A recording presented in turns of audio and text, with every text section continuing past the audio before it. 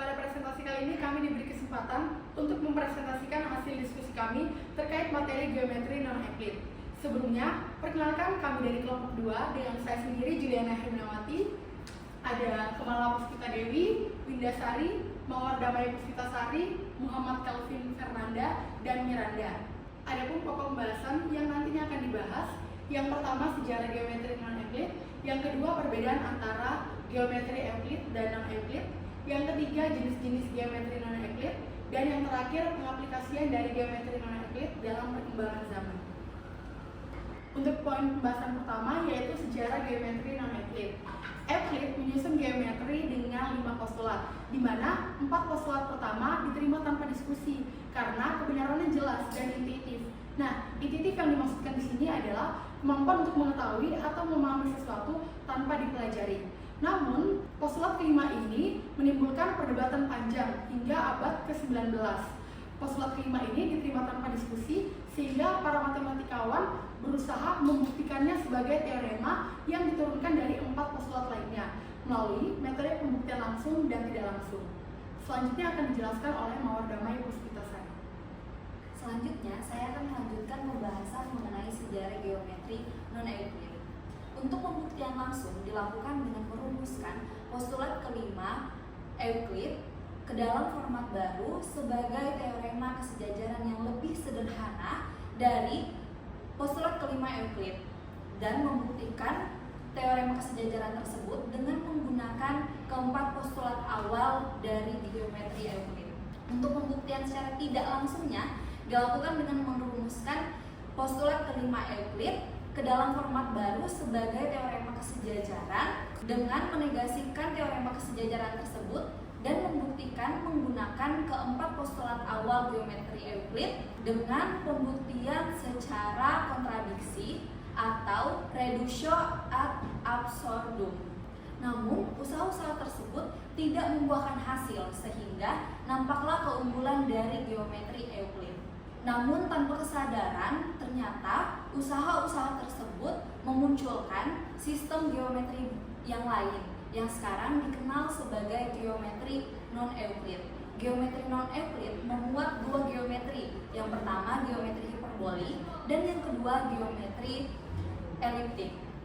Demikian pembahasan mengenai sejarah geometri non-Euclid. Selanjutnya akan dibahas perbedaan geometri Euclid dan non-Euclid oleh Windasari.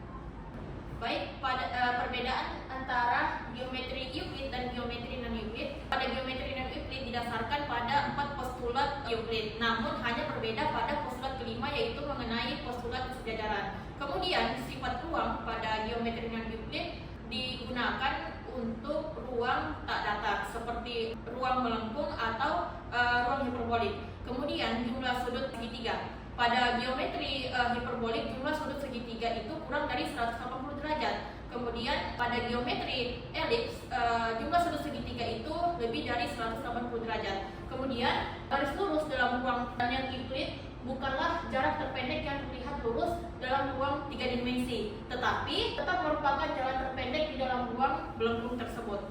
Baik, untuk pembahasan selanjutnya akan dilanjutkan oleh Miranda. Baik, saya akan melanjutkan materi di poin yang kedua, yaitu perbedaan yang mendasar pada dua geometri ini adalah penggunaan aksioma-aksioma dalam membuktikan suatu teorema. Aksioma-aksioma ini berbeda dengan paralel aksioma Euclid. Yang pertama ada geometri hiperbolik, aksioma paralel. Nah, dalam geometri hiperbolik, aksioma paralel menyatakan bahwa untuk setiap garis dan titik di luar garis tersebut terdapat lebih dari satu garis yang melalui titik dan tidak bertemu dengan garis tersebut. Nah, pembuktiannya, konsistensi dari aksioma ini biasanya diuji menggunakan model matematika yang berbeda, seperti model Poincare dan model Klein. Nah,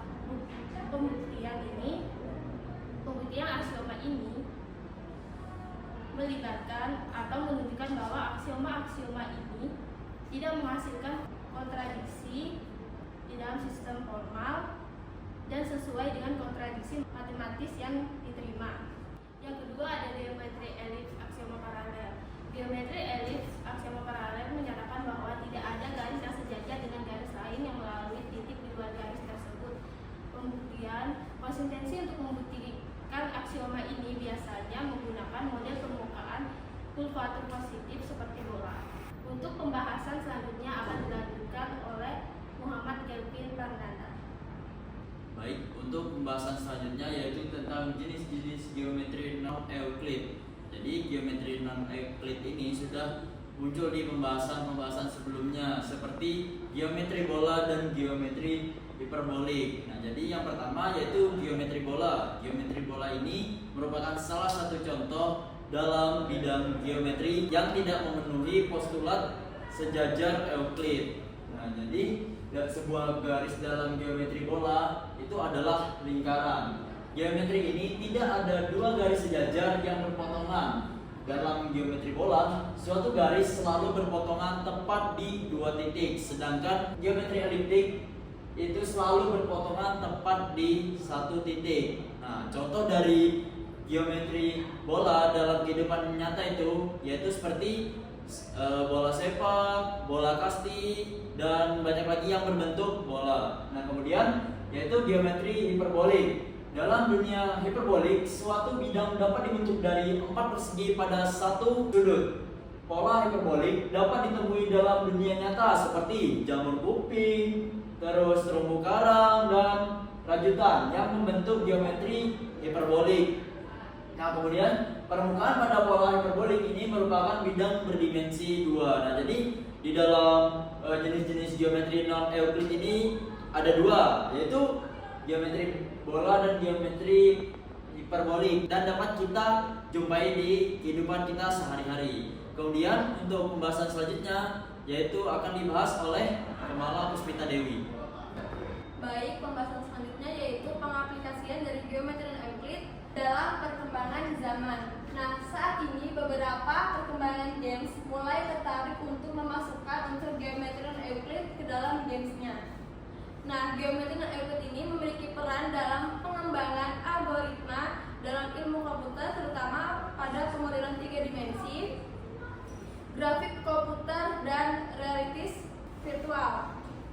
Nah, penerapan geometri non-Euclid ini menunjukkan bahwa teori matematika abstrak ini memiliki dampak yang luas dan signifikan dalam ilmu pengetahuan dan ilmu teknologi yang akan mempengaruhi kehidupan sehari-hari dan kemajuan zaman. Sekian, saya kembalikan ke moderator. Sekian presentasi dari kelompok kami. Terima kasih dan selamat pagi.